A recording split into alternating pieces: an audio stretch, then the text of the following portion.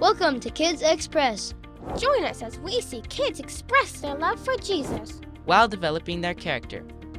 on Kids Express! Welcome to 3ABN Kids Express. Today we are talking with someone who you might have seen before and enjoys playing a unique instrument for gospel music. It's one of those that are invented in the Caribbean. And if you are thinking about the steel pan, you know your instruments well. I'm Aunt Francine. And I'm Stephen. Let's do Where in the World. Can you guess where in the world today's guest comes from? Can you identify what state this is? Maybe it's a country, maybe it's a state, but I believe it's a state. If you guessed Delaware, you would be correct. Let's welcome Jada. Welcome, Hello. Jada. Wow, that looks scrumptious. So tell us about Delaware, and what does Delaware like to have as far as snacks? Watermelon. I agree. This is beautiful. I can't wait to try some. So tell us about Delaware. Delaware is a wonderful place to live. Delaware is known as the first state because out of the 13 original states, Delaware was the first to ratify the U.S. Constitution. Interesting. That's a big deal. And Delaware is home to President Joe Biden and First Lady Dr. Jill Biden. Interesting. We have many parks to visit, beautiful in seasons like fall and spring. And there are nice beaches as well. So what do you like to do there in Delaware? In Delaware, I go to school where I learn Greek. Greek? Really? What made you think about learning Greek? It's a wonderful language. And may I introduce myself? Absolutely. In Greek, you're thinking? In Greek. Okay, go ahead. Γεια σας, με λένε Jada. Είμαι από τη Αμερική. Μένω στο Delaware. Είμαι μαθήτρια και μαθαίνω ελληνικά. Very nice. Wow. I like hearing different languages, and that is really unique. I mean, so they're teaching you there at your school? Yes. And I used to be a teacher, and I still have a teacher idea. We used to teach Lego robotics. I don't know if you like Legos. Oh yeah, I've done Lego robotics. But I heard in Wilmington, I believe it is, they have the tallest, I should say, of Legos, and it was the students that created that. So I like Legos. Do you like playing with Legos? Yes. I wish I had like the Legos that move, but I Okay. don't have those. Yeah, that's kind of fun. Yeah. They're fun at school, and sometimes you have to work on the rotations, and they can do different tasks. So that's kind of fun. So yeah, that's a wonderful thing. So And I think also the 30 Airplanes and Aircraft Command Museum in the state capitol. mobility, command Mobility. museum. Yeah, that's interesting. Do you like planes? Really? Have you seen it? No. No, so maybe your dad can take you there. I imagine your dad would like to go there. So one of my favorite parts about Kids Express is learning how you're sharing Jesus. So what is something that you do to share in your community? To share Jesus, I actively participate in the Adventist youth programs at my church on Sabbath afternoons.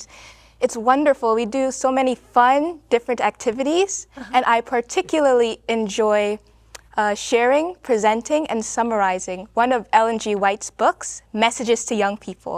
Oh, that's powerful. Also, I was recently baptized. I enjoy studying the Bible, learning different memory verses. And also the instrument I play, the steel pan, it originated in the Caribbean islands of Trinidad and Tobago, where my parents are from. So I enjoy sharing that talent and using it for the glory of God. I've played in states such as California,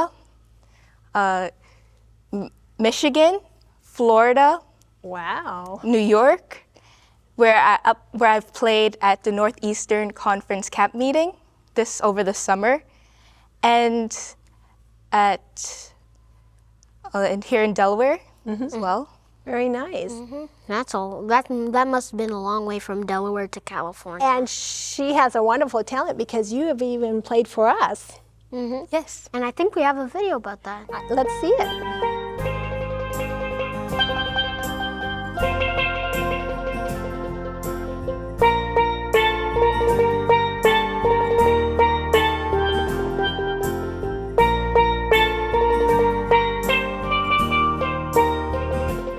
So I've been playing the steel pan since I was 7.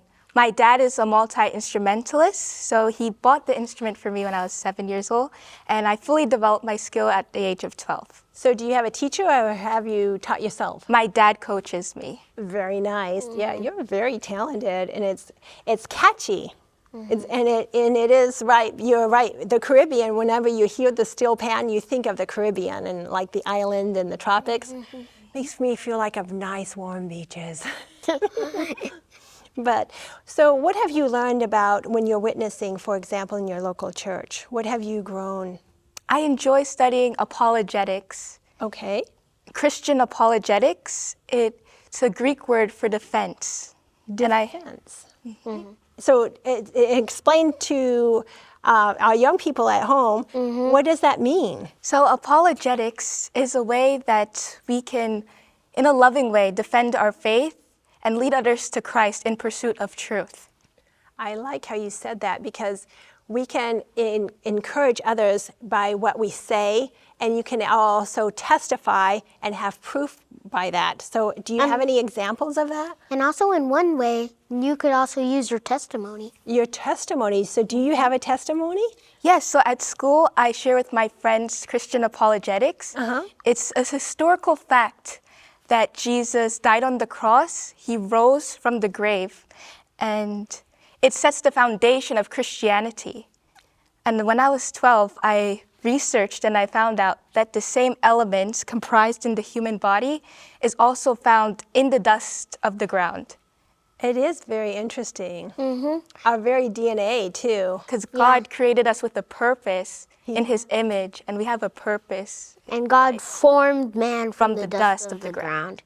And also, some people thought that the Hittite nation that the Bible is talking about, it's not true. The Bible doesn't know.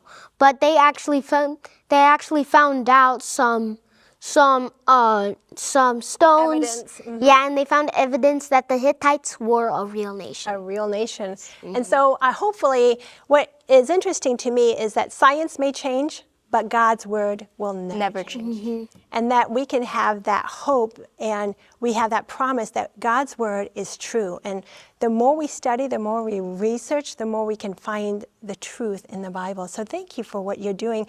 And I know you don't want to be a lawyer, right? What do you want to be? I want to be an optometrist, Okay. an eye doctor. An eye doctor, because sometimes people that are very good at researching like you are want to be a scientist, and being an optometrist would be exactly being able to research and look up science. So that makes sense, but I'm so glad that you're doing that. So tell us a little bit about, if you had to choose one thing that you want to improve on and have the character of Jesus, what would that be? I want to continue to develop my character in perseverance, as it would enable me to continue to be more efficient.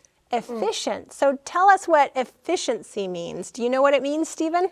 No. All right. Well, Jada, do you know how to say? It means to be accountable, to be quick, to be successful, and independent. And using your time wisely, and not only your time wisely, but also using your energy wisely. It means that you try to do everything you can to be as effective and to work on a task. So what's a task that you feel like you need to improve on? So at school, I have so many courses. Some of them are advanced placement courses. Very nice. And I'm also practicing my steel pan music.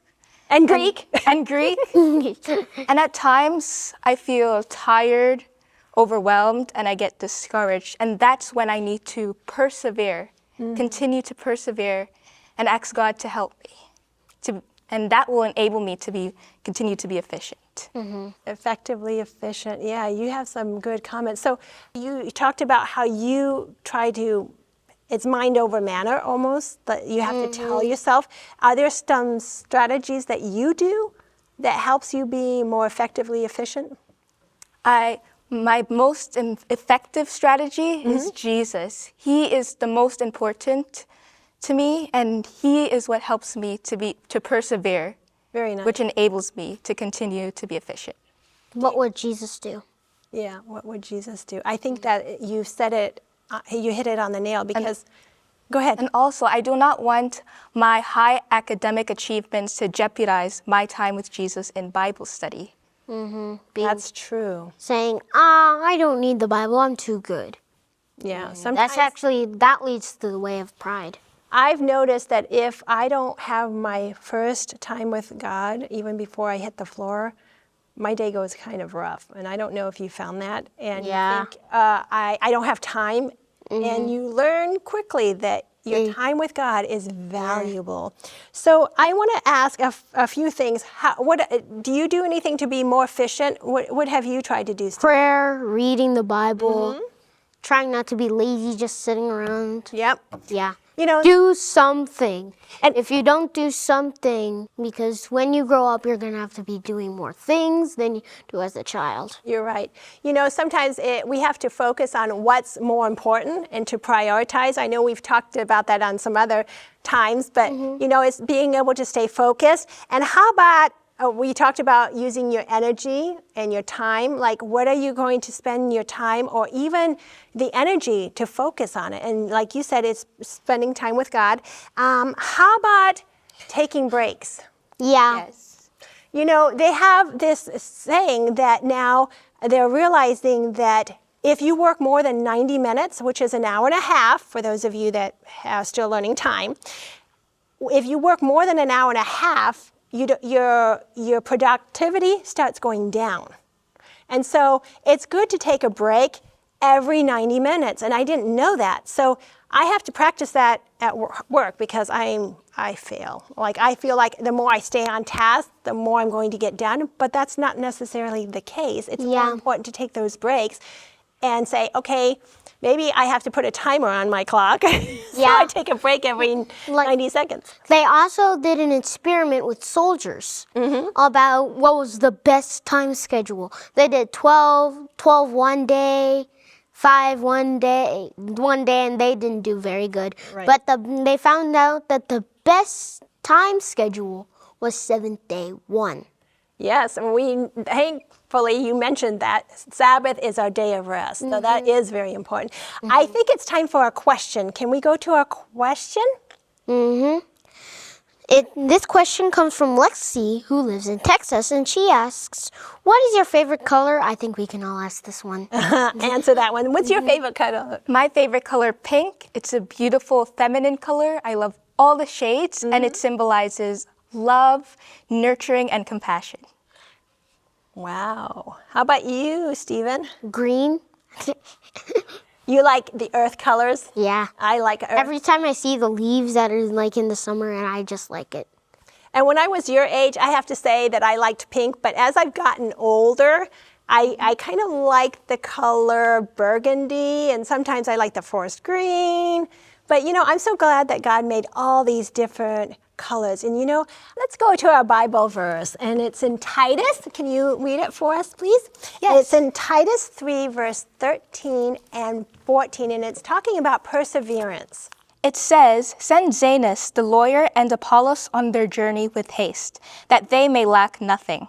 And let our people also learn to maintain good works, to meet urgent needs, that they may not be unfruitful. I like how Paul was writing to Titus and encouraging him that we need to use our time wisely. We need That to it's not hurry up. And be effective as well. Jada, thank you so much for joining us. Thank you for having me here. I appreciate how we can all learn to be effective for Jesus. And so thank you. This has been a wonderful opportunity. And we thank you for joining us on Kids Express. Let's have some of these. Oh, Ooh, they look good.